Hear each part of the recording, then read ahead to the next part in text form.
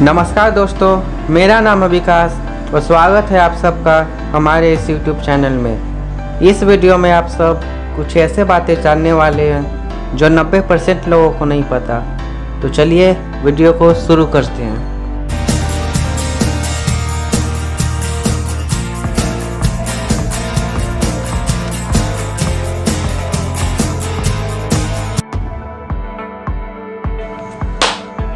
Number 1, आपने मकड़ी का जाला तो देखा होगा जिसमें कीड़े जाते हैं और फंस जाते हैं और जाले से बाहर नहीं निकल पाते हैं। और क्या आपने गौर किया कि मकड़ी खुद उस जाले में क्यों नहीं फंसती? वह आराम से जाले में चारों ओर कैसे घूम लेती है? तो इसका जवाब है कि मकड़ी अपने जालों को बनाते समय कुछ जगह को चिपचिपा बनाती है जिसमें कीड़े मकोड़े फंस सके, और कुछ जगह बिना चिपचिपा बनाती है जिसमें वो खुद रह सके। तो कैसा लगा आपको ये फैक्ट? कमेंट बॉक्स में ज़रूर बताइएगा। दोस्तों, आपने ये सवाल ज़रूर सुना होगा कि पहले मुर्गी आई या अंडा। और क्या आपको इस सवाल का जवाब पता है? चलिए मैं बताता हूँ। जीव विज्ञान के अनुसार किसी भी जीव का विकास स्टेप बाय स्टेप हुआ। मुर्गी और अंडे का विकास में लाखों वर्ष लगे।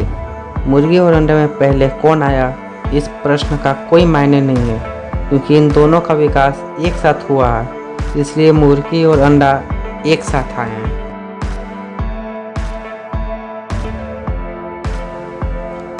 आपने कभी देखा होगा कि हाथी दिन भर अपने कान हिलाता रहता है और उनकी आंखों से हमेशा आंसू निकलता रहता है। इसका कारण यह है कि हाथी अपने विशालकाय शरीर की गर्मी को कानों के जरिए बाहर छोड़ता है, इसलिए वह हमेशा कानों को हिलाता रहता है। और हाथी की आंखों की रोशनी बहुत कम होती है।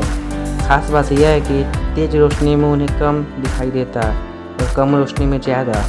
हाथी की आंखों की पुतलियाँ बहुत जल्दी सूख जाती हैं, जिस वजह से वह अपनी आंखों की पुतलियाँ को हिला नहीं पाता। पुतलियाँ आसानी से हिल सके इसलिए उन्हें नम रखना ज़रूरी होता है, इसलिए उनकी आँखों में एक लिक्विड की सप्लाई होती रहती है जो ज़्यादा होने पर आँखों से बाहर आ जाती है, जिसे हम आंसू समझ बैठते हैं। हम सब जब भी गोल गोल घूमते हैं तो हमें चक्कर आने लगते हैं। और क्या आपको पता है कि ऐसा क्यों होता है? ऐसा इसलिए होता है क्योंकि हमारे आंतरिक कानों में एक लिक्विड होता है जो हमारे दिमाग को कंट्रोल करता है। जब हम गोल गोल घूमते हैं तब यह लिक्विड भी घूमने लगता है। हमारे रुकने के बाद भी यह लिक्विड कुछ देर तक घूमता रहता है, जिसके कारण जितनी देर तक यह लिक्विड घूमता रहता है उतने देर तक हमारा सर चकराता रहता है।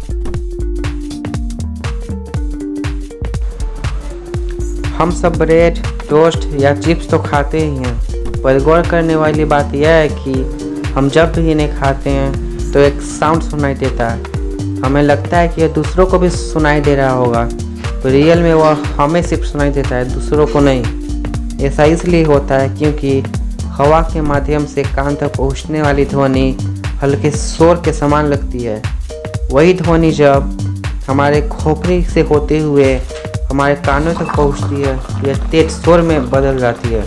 यह शोर सिर्फ हमारे कानों में ही होता है, आसपास बैठे लोगों को यह सुनाई नहीं देता। तो कैसे लगी आपको ये फैक्ट्स? कमेंट बॉक्स में ज़रूर बताइएगा।